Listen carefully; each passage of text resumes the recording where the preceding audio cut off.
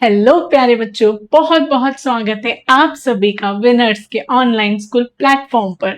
तो चलिए शुरू करते हैं हमारी आज की क्लास मस्ती भरे जोश के साथ। तो जैसा कि हमारा जो टॉपिक चल रहा था वो चल रहा था राष्ट्रीय अर्थव्यवस्था की जीवन रेखाएं। राष्ट्रीय अर्थव्यवस्था की जीवन रेखाएं, इसमें हमने जो भी टॉपिक कवर कर लिए वो मैं आपको एक बार बता देती हूँ। जो टॉपिक्स हमारे हो चुके हैं, अभी हमने परिवहन के बारे में जाना है ना, परिवहन के साधन के बारे में जाना इस चैप्टर में। अब स्थल परिवहन के बारे में भी हमने जान लिया, स्थल परिवहन। अब जब मैं बात करूं परिवहन की, तो मैंने आपको शुरू से ही बता दिया है कि परिवहन 3 प्रकार के होते हैं। परिवहन 3 प्रकार के होते हैं। पहला होता है स्थल परिवहन। स्थल परिवहन में हमने रोड परिवहन के बारे में जाना, मतलब सड़क, रोड, सड़क परिवहन के बारे में जाना। अब जब हम बात कर रहे हैं बच्चों स्थल परिवहन की, स्थल परिवहन की किसकी? स्थल परिवहन की। स्थल परिवहन में हमने देखा कि इसमें भी 3 प्रकार के परिवहन होते हैं। 3 प्रकार के परिवहन होते हैं। तो स्थल परिवहन में 3 प्रकार के परिवहन, सबसे पहले हमने सड़क परिवहन के बारे में जाना, ठीक है।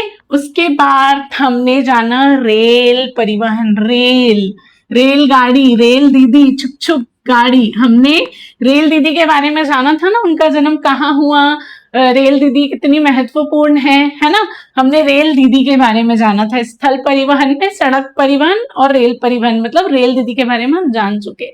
अब जो हमारा तीसरा परिवहन है, अब वो आपको खुद बताना है, सोचना है। ये एक ऐसा मजदूर है जो बहुत ही आलसी मजदूर है, बहुत आलस्य से भरा है, पर काम कर देता है और समय कम लगता है। और ये मजदूर ना तो सोता है, ना तो रेस्ट लेता है, ना आराम करता है, और ना ही कोई चाय पानी का खर्चा इसमें आता है, मतलब कोई भी उसमें मरम्मत नहीं लगती। तो ये कौन सा मजदूर है?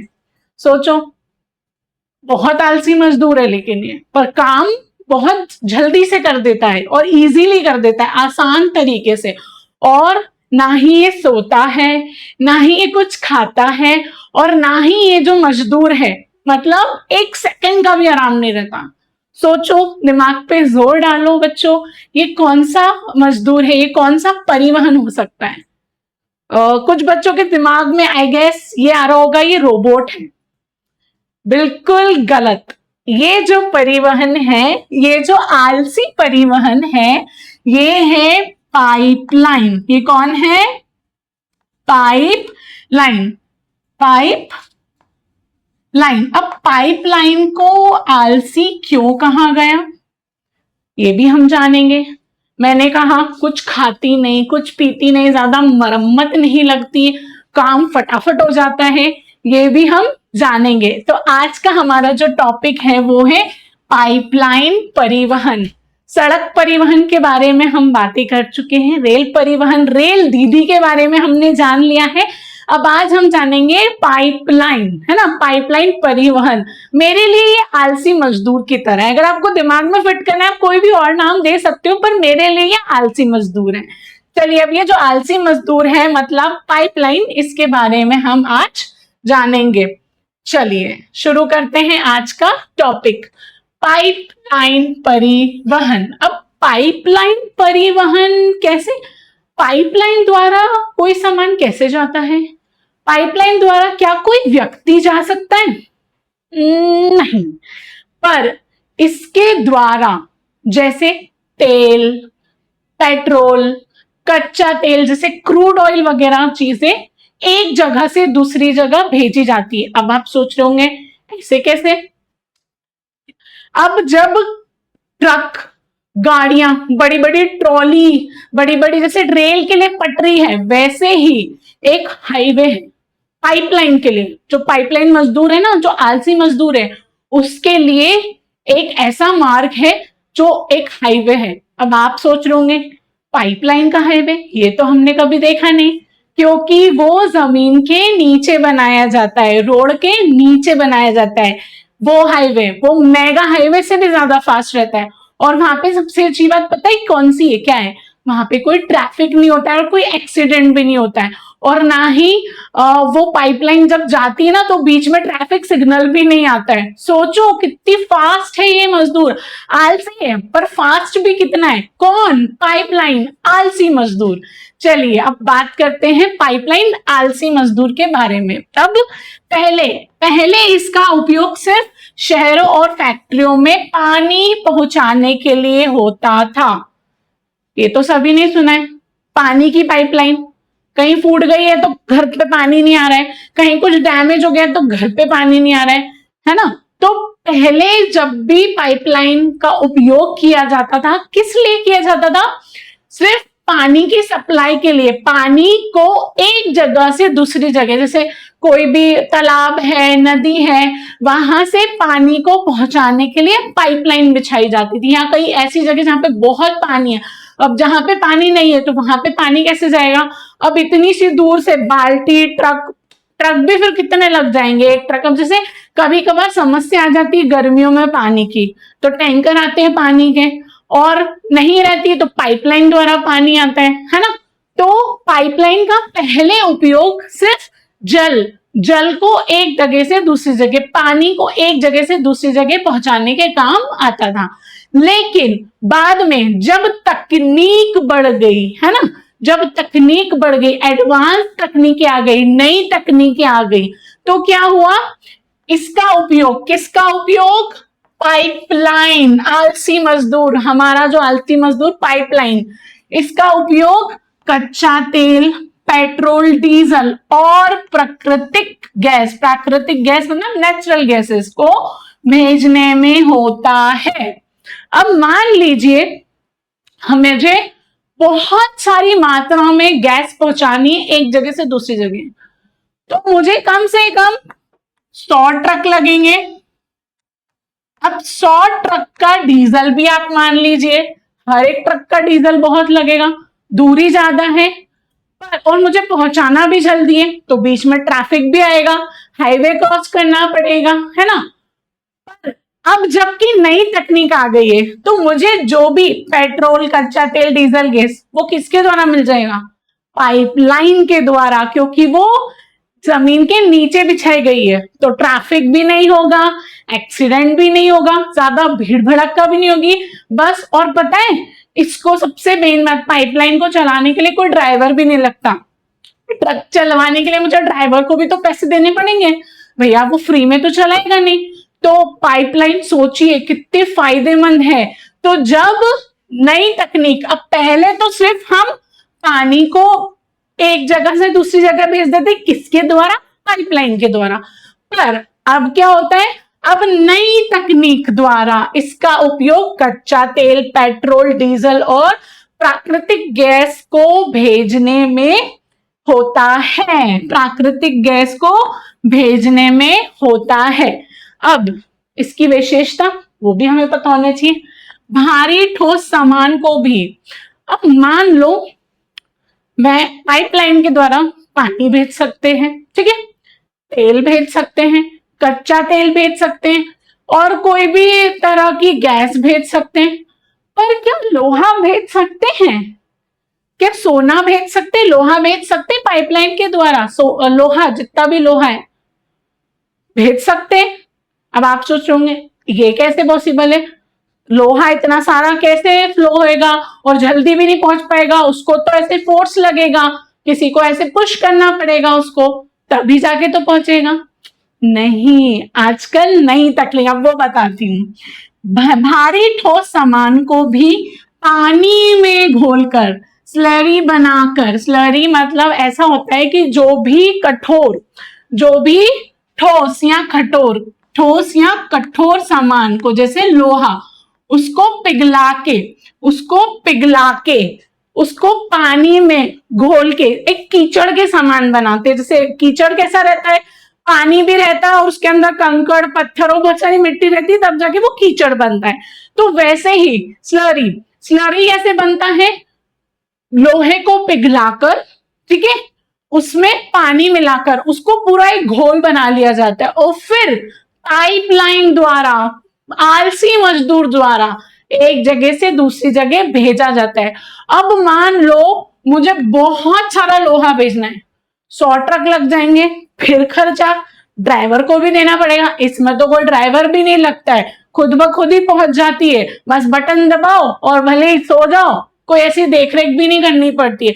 बस हाँ, ये ध्यान जरूर रखना पड़ता है क्या पाइपलाइन में कोई खराबी तो नहीं आई। चलिए अब इसके बारे में और डिटेल में जानेंगे। किस मजदूर के बारे में? आलसी पाइपलाइन मजदूर के बारे में। पाइप से भेजा जा सकता है। किससे भेजा जा सकता है?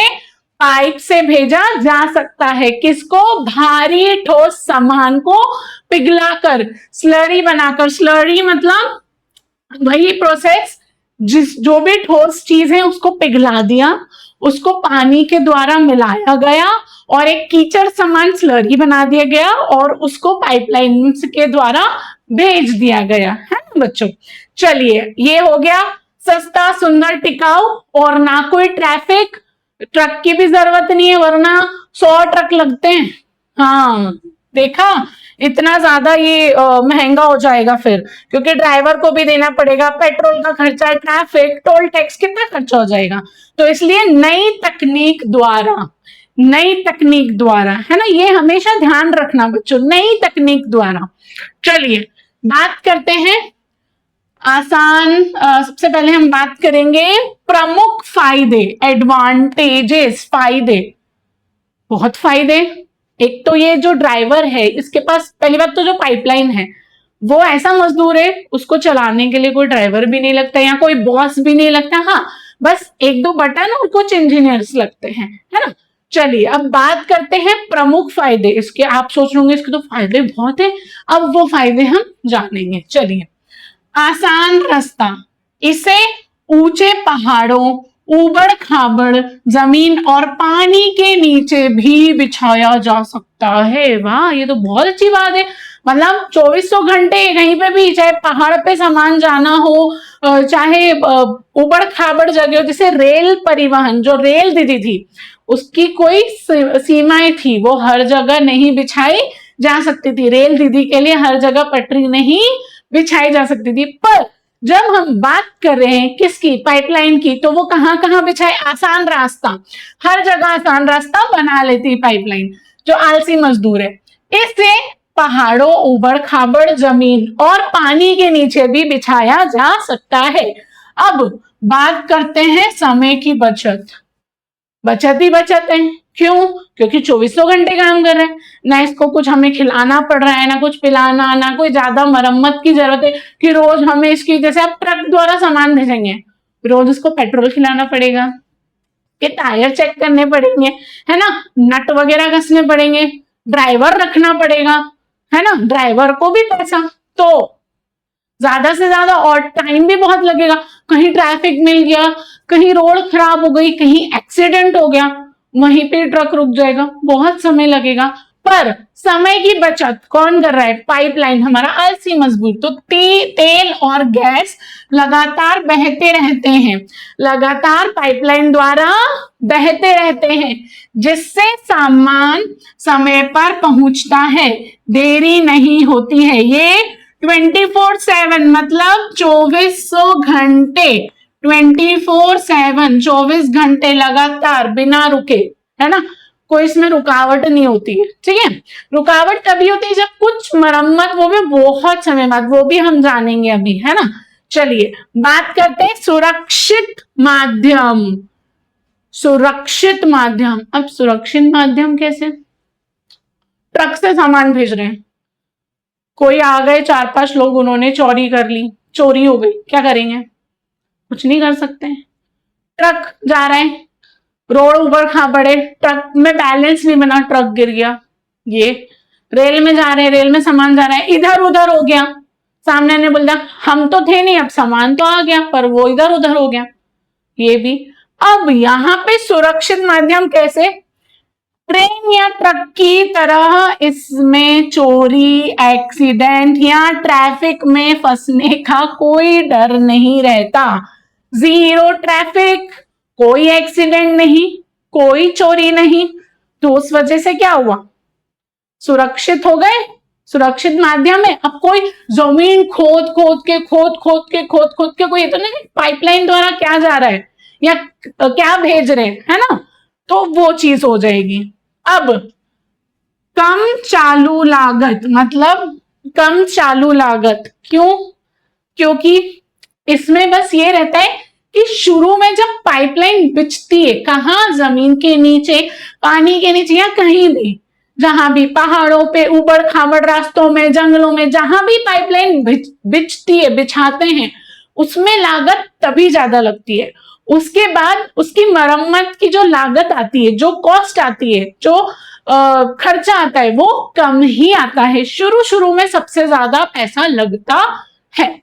चलिए, इसे पहली बार बिछाने में ज्यादा खर्चा लगता है, जो कि मैं आपको पहले ही बता चुकी हूं, आता है। लेकिन उसके बाद देख रेख का खर्चा ना के बराबर होता है। देख रेख में कोई भी खर्चा नहीं लगता है, लगता है पर उतना नहीं जितना पटरियों की मरम्मत में लगता है, रेल के सुधार के लिए लगता है, या ट्रक में लगता है, या दूसरे और परिवहनों में लगता है।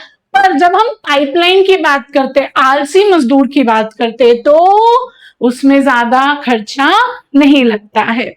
चलिए, काम चालू लागत, तो इसके मुख्य 4 बिंदु आप, जब आपसे फायदे, ये बेटा फायदे हैं, फायदे, ठीक है, तो जब भी आपसे फायदे पूछे जाए तो आप बस ये याद कर दीजिए। आसान रास्ता, क्यों आसान रास्ता? क्योंकि ये कहीं भी बिछाई जा सकती, चाहे रास्ता ऊबड़ खाबड़ हो, चाहे समतल हो या फ्लैट हो, या घना जंगल हो, या पानी के नीचे हो, तो आसान रास्ता। अब समय की बचत, बचत ही बचत, पूरे समय चल रही है पाइपलाइन और इसके लिए कोई ड्राइवर भी नहीं चाहिए। अब सुरक्षित माध्यम, जमीन के अंदर जाके कोई पाइपलाइन को खोदेगा और निकालेगा तो उसी का ही नुकसान होगा, क्योंकि वो एक फॉर्म रहता है, गैस वगैरह रहती है, पेट्रोल रहता है, और कभी फैल गया और गलती से कहीं आग वाग लग गई तो सबसे पहले तो वो इंसान मरेगा जो चोरी करने जा रहा है जमीन खोद के, है ना। और कुछ लोगों को तो पता भी नहीं चलता है कि नीचे पाइपलाइन बिछी हुई है ना।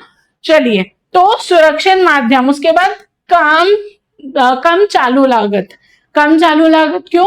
सिर्फ एक बार इसकी लागत लगती, कब? जब पाइपलाइन बिछाई जाती है, जब पाइपलाइन बिछाई जाती है, उसके बाद उसकी मरम्मत के लिए बहुत कम लागत लगती है, बहुत कम खर्चा आता है। चलिए, बात करते हैं आगे, नेक्स्ट। अब भारत की मुख्य पाइपलाइन हम जानेंगे, भारत की मुख्य पाइपलाइन के बारे में। अब भारत की मुख्य पाइपलाइन कौन सी है? नाम HBJ या HVJ, हजीरा, विजयपुर, जगदीशपुर पाइपलाइन। अब विजयपुर को यहाँ पे बी और वी का कंफ्यूजन इसलिए है, कुछ लोग व को ब भी बोलते हैं और ब को व भी बोलते हैं, तो वैसे सही विजयपुर है, तो विजयपुर।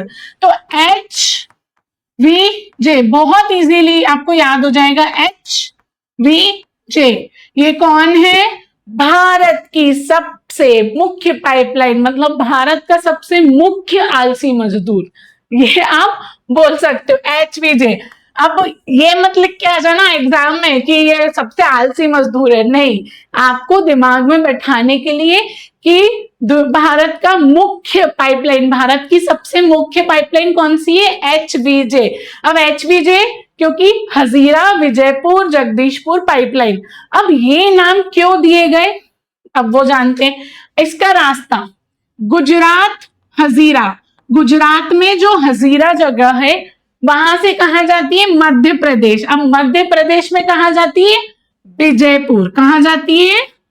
विजयपुर। अब विजयपुर मध्य प्रदेश से, विजयपुर से उत्तर प्रदेश। अब उत्तर प्रदेश से, उत्तर प्रदेश में कहा? जगदीशपुर। तो यहां से हो गया H मतलब हजीरा, विजय से हो गया V मतलब व, उत्तर प्रदेश से जगदीशपुर, जगदीशपुर मतलब J, HVJ। ये भारत की मुख्य पाइपलाइन है, मतलब मुख्य आलसी मजदूर कौन? HVJ। कंफ्यूज नहीं होना, मैं फिर क्लियर कर रही हूँ डाउट, HBJ भी सही है और HVJ भी सही है, सिर्फ विजय और विजय का फर्क है ना, विजयपुर और विजयपुर। चलिए अब बात करते हैं डिटेल में। अब ये जो पाइपलाइन है उसके बारे में हम आगे और जानेंगे। सबसे पहले अच्छा, एग्जाम जब देने जाते हैं, है ना, मेरे साथ तो जब मैं स्कूल में थी तब मैंने बहुत ऐसे लोग देखे मेरे साथ आसपास में, मुझे ऐसा लगता है आप लोग के पास भी ऐसे फ्रेंड्स जरूर होंगे या ऐसे क्लासमेट जरूर होंगे। क्या होता है, बच्चे एग्जाम देने जाते हैं 2 पेन और एक पेंसिल लेकर, ठीक है, उससे बड़े बच्चे मतलब थोड़े बड़े बच्चे क्लास में, वो लोग क्या करते हैं, बड़े लेकिन लड़के एग्जाम देने जाते हैं तो एक पेन लेकर जाते हैं, उसका भी ढक्कन नहीं होता है, ये होता है जनरली। और अब जो लेजेंड्स, जो अल्ट्रा लेजेंड्स है, वो कैसे एग्जाम देने जाते हैं, एग्जाम देने जाते हैं भाई पेन लाना भूल गए, आज एग्जाम कौन सा है, आज एग्जाम है तो सही ना, कहाँ। और फिर अगर किसी के पास एक्स्ट्रा पेन है, भाई एक्स्ट्रा पेन है तो दे दे, काला भी चलेगा क्योंकि पेन ही लाना भूल गए। तो ये इस टाइप के जो आपके दोस्त होते हैं, तो उनको अभी से ही आप समझा दो कि विनर्स ऑनलाइन स्कूल की क्लास अटेंड कर ले और पेन पहले से ही लेके रख लेना, ताकि एग्जाम में ऐसा नहीं हो कि काले पेन से लिख के आ रहे पूरा पेपर, है ना। तो ये होता है, ये मेरे भी दोस्त है, आपके भी होंगे, जो होंगे उनका नाम जरूर डालना कमेंट में और उनको टैग जरूर करना कि देख ले भाई तेरा नाम आ गया है। चलिए अब भारत में पाइपलाइन परिवहन के प्रमुख जाल। अच्छा, हमने भारत की मुख्य पाइपलाइन के बारे में तो जान लिया, है ना। अब हम जानेंगे कि इसके कौन कौन से नेटवर्क है, प्रमुख नेटवर्क है भारत में, पाइपलाइन के कौन से प्रमुख नेटवर्क है उसके बारे में हम अब जानेंगे। चलिए अब 3 प्रमुख नेटवर्क है। कितने प्रमुख नेटवर्क है भारत में, पाइपलाइन परिवहन के 3 प्रमुख नेटवर्क है, पहला, दूसरा और तीसरा।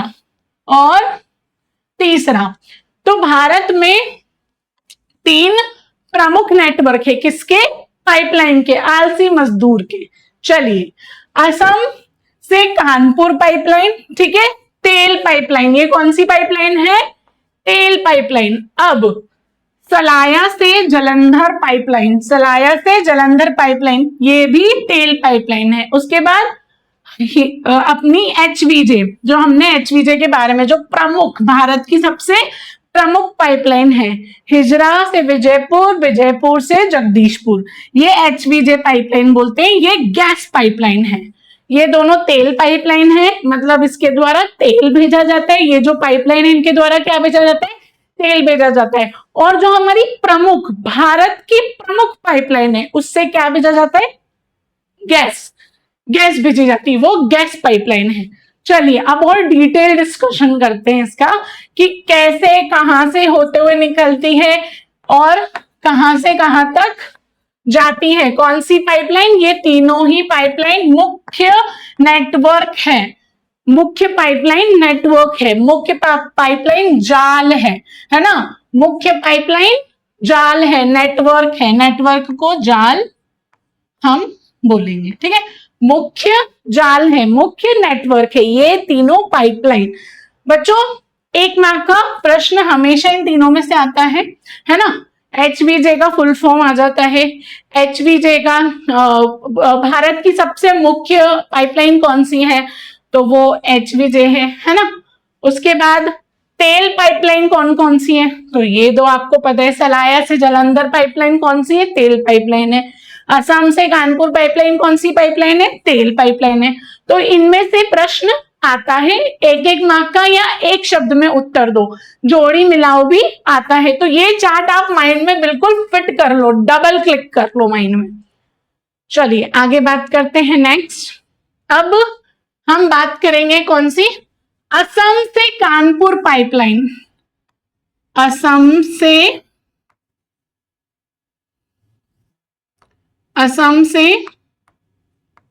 कानपुर पाइपलाइन, अ से का तक, ये आप माइंड में फिट कर लोगे तो, जैसे अ मतलब असम और का मतलब कानपुर, तो असम से कानपुर पाइपलाइन कौन सी पाइपलाइन है? तेल पाइपलाइन, ऑयल पाइपलाइन।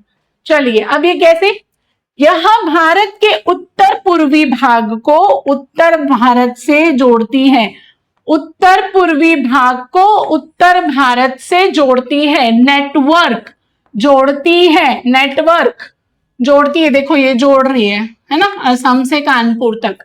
ये एक जाल है, ये एक जाल है, ये एक जाल है, नेटवर्क है। किसको किससे जोड़ती है? उत्तर पूर्वी भारत को उत्तर भारत से जोड़ती है। कौन सी पाइपलाइन? असम से कानपुर पाइपलाइन, अ से का तक, अ से का तक। अब ये कौन सी पाइपलाइन है? तेल पाइपलाइन है। चलिए अब बात करते हैं कहां से कहां तक, कहां से कहां तक। ऊपरी असम, ऊपरी असम के तेल कुओं से शुरू होती है। जो ऊपरी असम है वहां पे तेल के कुएं हैं, वहां से शुरू होकर उत्तर प्रदेश, कानपुर कहाँ है? उत्तर प्रदेश के कानपुर तक जाती है। असम याद कर लो, कानपुर याद कर लो, ऊपरी असम होकर उत्तर प्रदेश आप खुद ही माइंड में आ जाएगा। तो कहां से कहां तक जाती है? फिर से एक बार रिपीट करेंगे, ऊपरी असम के तेल कुओं से शुरू होकर उत्तर प्रदेश के कानपुर तक जाती है। कुआं तो यूं ही याद रह जाएगा, तेल का कुआं, है ना। चलिए रास्ता, अब इसका रास्ता क्या है, इसका रूट क्या है वो भी हम समझते हैं।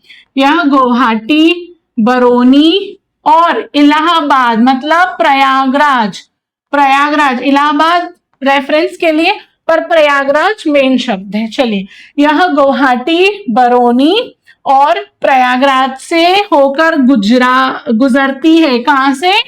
प्रयागराज से होकर गुजरती है, प्रयागराज से होकर गुजरती है। यह गुवाहाटी, बरौनी, अब गुवाहाटी, ठीक है, से बरौनी, फिर प्रयागराज, प्रयागराज होकर गुजरती है। ठीक है, ये आप ऐसे याद कर सकते हो। ठीक है, गुवाहाटी, गुवाहाटी। चलिए ठीक है, यहां से होकर गुजरती है। ठीक है, ये गुजरती है कहां से कहां तक, इसका रास्ता, रूट आप ऐसे लिख सकते हो और यहां से भी आप लिख सकते हो। चलिए अब बात करते हैं नेक्स्ट, शाखाएं। अब जैसे रेल दीदी के जोन थे, वैसे ही हमारा जो पाइपलाइन मजदूर है, जो आलसी मजदूर है, उसके क्या है? ब्रांचेस हैं, है ना, उसकी शाखाएं हैं, उसकी कुछ शाखाएं हैं। अब वो शाखाएं भी हम जानते हैं। अब ये हम बात कर रहे हैं सिर्फ असम से कानपुर पाइपलाइन की। चलिए इसकी एक लाइन बरौनी से हल्दिया, पश्चिम बंगाल, कहां तक? पश्चिम बंगाल, हल्दिया पश्चिम बंगाल, और दूसरी गुवाहाटी से सिलीगुड़ी, पश्चिम बंगाल तक जाती है। ठीक है, हल्दिया से दूसरी गुवाहाटी से सिलीगुड़ी, पहली बरौनी से हल्दिया और दूसरी गुवाहाटी से सिलीगुड़ी, पहली बरौनी से हल्दिया और दूसरी गुवाहाटी से सिलीगुड़ी। ये क्या है? इसकी शाखाएं हैं। कौन सी? असम से कानपुर पाइपलाइन, तेल पाइपलाइन की शाखा है। कौन से तेल पाइपलाइन की शाखा है बच्चों? जो असम से कानपुर जा रही है ना। चलिए तो ये तो हो गई हमारी कौन सी पाइपलाइन? असम से कानपुर वाली पाइपलाइन, जो कि तेल पाइपलाइन है।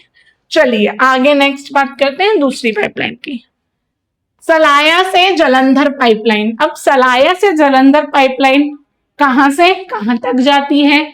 उसकी ब्रांचेस मतलब शाखाएं कहां है और उसका रूट, रास्ता क्या है ना बेटे। बच्चों ये जो माइंड मैप है, ये अगर आप माइंड में रख लोगे, क्या, कहां से कहां तक, रास्ता या रूट और शाखाएं, ब्रांचेस, ये आपने माइंड में फिट कर लिया, ये आपको आ जाएगा। क्योंकि आपको सबसे मेन नाम पता होना चाहिए और कहां से कहां तक जाती है। चलिए यह भारत के पश्चिमी भाग को उत्तर भारत से जोड़ती है।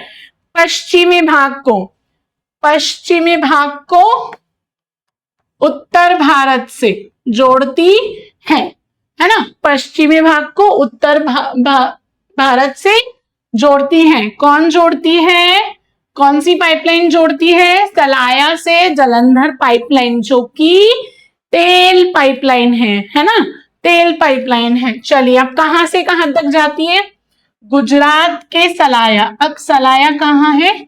गुजरात से शुरू होकर पंजाब के जलंधर तक जाती है। ठीक है, गुजरात का सलाया से शुरू होती है, स्टार्ट, ठीक है, से शुरू होती है, ठीक है, स्टार्ट होती है, होकर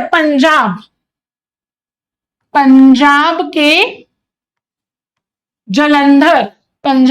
जलंधर, गुजरात से सलाया से शुरू होके पंजाब से जलंधर जाती है। आप ऐसे भी शॉर्ट नोट में याद कर सकते हैं। ठीक है, अब रास्ता रूट, यहां विरामगाम मथुरा दिल्ली, सोनीपत से होकर निकलती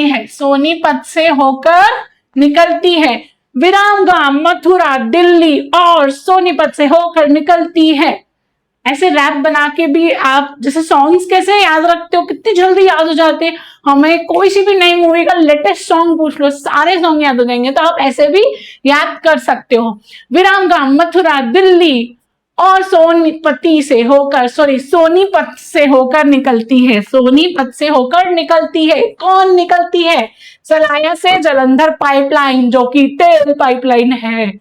चलिए, मजा आया। ऐसे ही आप बना सकते हो अपना भी कोई भी, और कमेंट जरूर करना है कि आप किस टाइप का सॉन्ग बना रहे हो। चलिए, शाखाएं, ब्रांचेस, अब इसकी शाखाएं भी जान लेते हैं। चलिए, यह गुजरात के कोयली वडोदरा के पास, कोयली कहाँ है? वडोदरा के पास। और चाकसू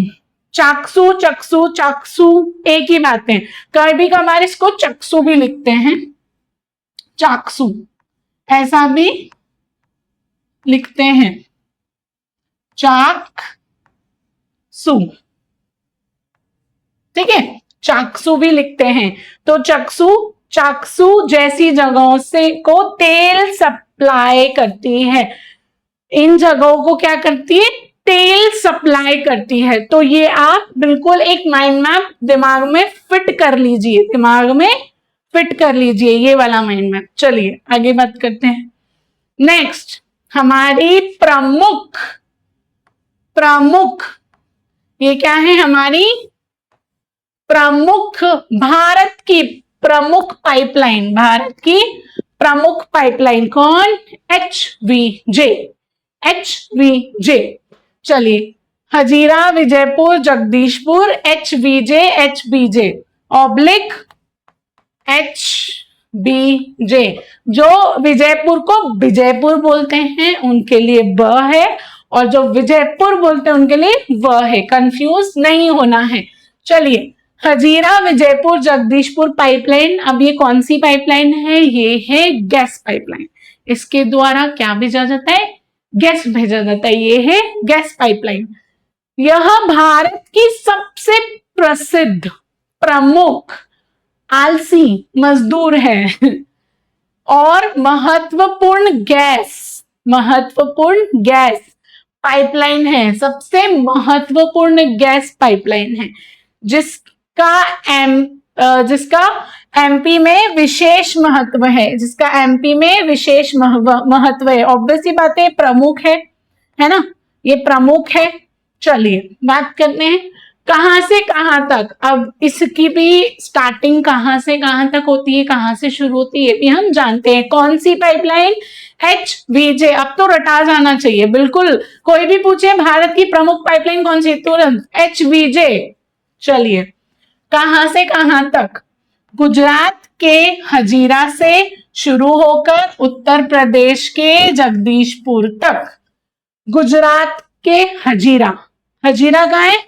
गुजरात में, से शुरू होकर उत्तर प्रदेश के जगदीशपुर तक जाती है। कहाँ से गुजरती है? वो कहाँ से गुजरती है वो अब देखते हैं। कहाँ से गुजरती है यह पाइपलाइन? मध्य प्रदेश के गुना जिले से, विजयपुर से होकर गुजरती है। गुना जिले के विजयपुर, गुना जिले के विजयपुर,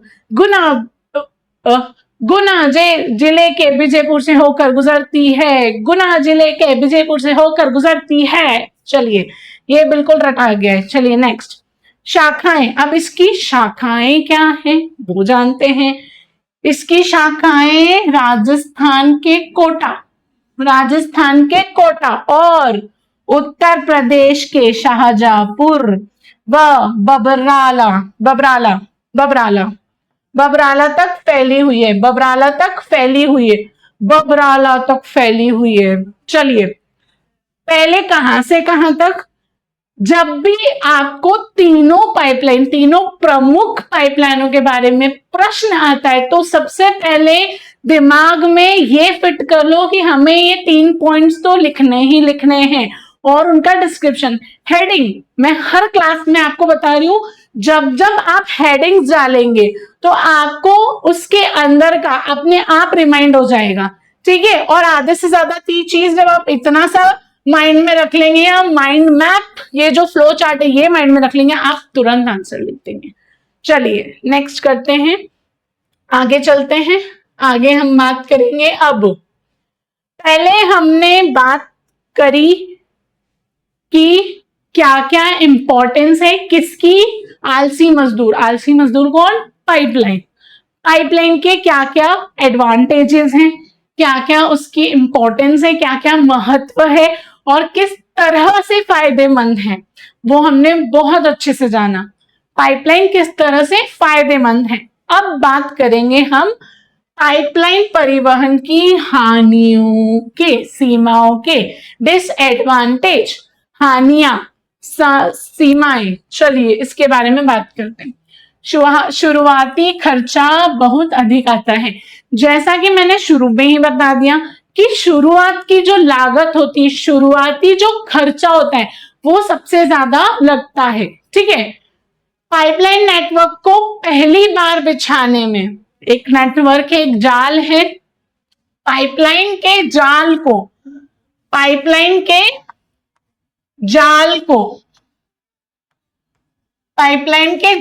को पहली बार बिछाने के लिए बहुत खर्चा लगता है। पैसे, भारी पूंजी, पैसा लगते हैं। अब नेक्स्ट आ जाते हैं, क्षमता में बदलाव असंभव।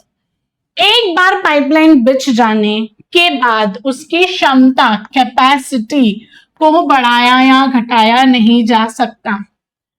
जिस तरह एक बार खाना बन गया, ठीक है, उसमें क्या तेल की मात्रा आप कम ज्यादा ऊपर से कर सकते हो? नहीं कर सकते। वैसे ही जब पाइपलाइन बिछ गई तो उसमें जितनी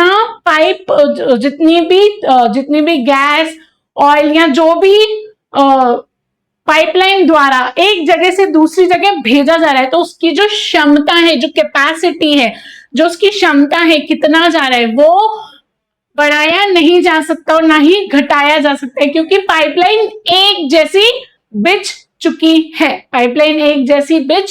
चुकी है बहुत दूर तक, क्योंकि इसको बिछाने में ही बहुत लागत लग गई, बहुत पैसा लग गया, तो इसीलिए। चलिए बात करते हैं आगे। सुरक्षा का खतरा, सुरक्षा रहती पर उग्रवादी हमलों या तोड़फोड़ से इसकी सुरक्षा करना एक बड़ी चुनौती है।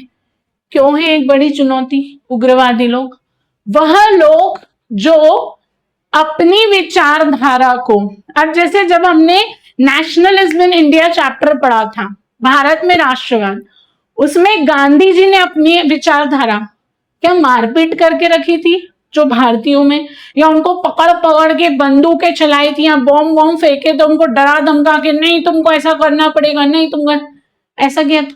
नहीं किया, उन्होंने हिंसक रास्ता, तो उन्होंने अहिंसा का रास्ता अपनाया था। अब हिंसक रास्ता, जो उग्रवादी लोग हैं वो अपनी सोच, अपनी चीजों को करवाने के लिए क्या करते हैं, लड़ाई झगड़े करते हैं, मारपीट करते हैं, गोलीबारी करते हैं, उनको बोलते हैं उग्रवादी लोग। जो देश के अंदर ही, वो देश का कोई संविधान, कोई कानून नहीं मानते, उनको क्या बोलते हैं, उग्रवादी लोग। अब ये जो उग्रवादी हम लोग हमले करते हैं, वो क्या करते हैं, जमीन के नीचे डंक्स बना देते हैं, वहां पे पाइपलाइन बिछी हुई है उसमें तोड़फोड़ कर दी, किसको परेशान करने के लिए, सरकार को परेशान करने के लिए, क्योंकि पाइपलाइन सरकार द्वारा भी बिछाई जाती है और प्राइवेट कुछ कंपनियां वो भी बिछाती है, पर ज्यादातर सरकार द्वारा बिछाई जाती है। तो उनको परेशान करने के लिए क्या करते हैं, तोड़फोड़ कर देते हैं। उसके बाद इसकी सुरक्षा करना एक बड़ी चुनौती है, क्योंकि एक बार पाइपलाइन फूट गई, अब आपको पहले ढूंढना पड़ेगा, देखना पड़ेगा पूरी जगह, जहां पे तहकीकात करनी पड़ेगी, तो उसीलिए थोड़ा सा खतरा ज्यादा है, चुनौती भरा है। अब लीकेज का पता लगाना कठिन है, जैसा कि मैंने आपको पहले ही बोल दिया, कहीं से पाइपलाइन फूटी है, लीकेज हो रहा है, तो पता लगाना मुश्किल हो जाता है, पता लगाना मुश्किल हो जाता है। किस चीज का पता लगाना मुश्किल हो जाता है, कि कहां से पाइपलाइन फूट गई है या कहां से लीकेज हो रही है, क्योंकि आपको पूरा रास्ता तय करना होता है। कहीं मान लो कहीं घने जंगलों में पाइपलाइन बिछे, वहां पे कोई भी नहीं रहता, जानवर तो आके बताएंगे नहीं कि जाओ जाओ वहां पाइपलाइन फूट गई, तो उसका निरीक्षण करना पड़ता है, इसका कुछ टाइम ड्यूरेशन रहता है। जैसे आप कहीं भी या आपके घर में भी आप सफाई वगैरह करते हो या कुछ भी चीज की देखरेख करते हो, तो एक समय समय पे करते होंगे, तो वैसे ही जो पाइपलाइन की पूरी तहकीकात करते हैं या जो जो पूरा उसका देखरेख करते हैं, उसका भी एक समय होता है, वो उस समय के अकॉर्डिंग कि हर हफ्ते या उनके अकॉर्डिंग वो लोग डिसाइड कर लेते, तो उस अकॉर्डिंग उनको वहां पे जाके चेक करना होता है, मतलब पता लगाना होता है कि कहीं से पाइपलाइन फूटी तो नहीं है, लीकेज तो नहीं हो रही है। और कभी कभार आजकल तो तकनीकें बहुत ज्यादा हो गई है, तो कहीं ना कहीं इंडिकेटर्स फिक्स होते हैं, जैसे कि गाड़ी में पेट्रोल खत्म होने वाला है, तो पहले बात तो ऐसे पता चल जाता है कि गाड़ी चालू नहीं हो रही है। पर कभी कभार इंडिकेटर, जब आप गाड़ी चलाते हो तो इंडिकेटर होता है, तो उस पर भी तो दिखाता है अरे फ्यूल नहीं है, पेट्रोल नहीं है, तो उससे आपको पता चल जाता है। वैसे आजकल कुछ तकनीक ऐसी है जिस द्वारा, और हाँ, जिस द्वारा पता चल जाता है कि हाँ कहीं पे कुछ तो गड़बड़ है, पर ये पता नहीं पड़ पाता कभी कभी कि कहाँ गड़बड़ है, क्योंकि इतनी हाई टेक्नोलॉजी अभी हमारे पास नहीं आई है, बाहर आ चुकी होगी पर अभी हमारे वहां उतनी हाई टेक्नोलॉजी नहीं आई है। चलिए बात करते हैं लीकेज का पता लगाना कठिन क्यों है, जैसा कि मैंने आपको बता दिया है। अब जमीन के अंदर पाइप टूटने या गैस लीक होने पर खराबी ढूंढना और उसकी मरम्मत करना काफी मुश्किल होता है। पता चला जमीन के अंदर ही पाइपलाइन फूट गई, खोदा कुछ भी नहीं निकला, शायद वो थोड़ी और दूर पे हो सकता है, तो ऐसे करते करते बहुत समय भी लगता है और थोड़ा बहुत नुकसान भी हो जाता है।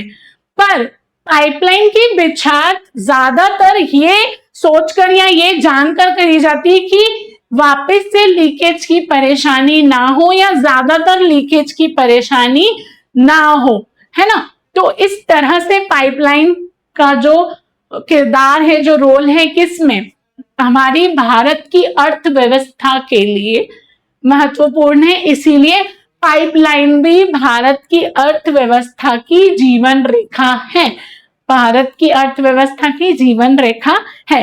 यदि प्रश्न आता है कि भारत की जीवन रेखा पाइपलाइन को साझा करिए या बताइए किस तरह से, तो आप ये सारे पॉइंट्स बिल्कुल इंक्लूड कर सकते हैं।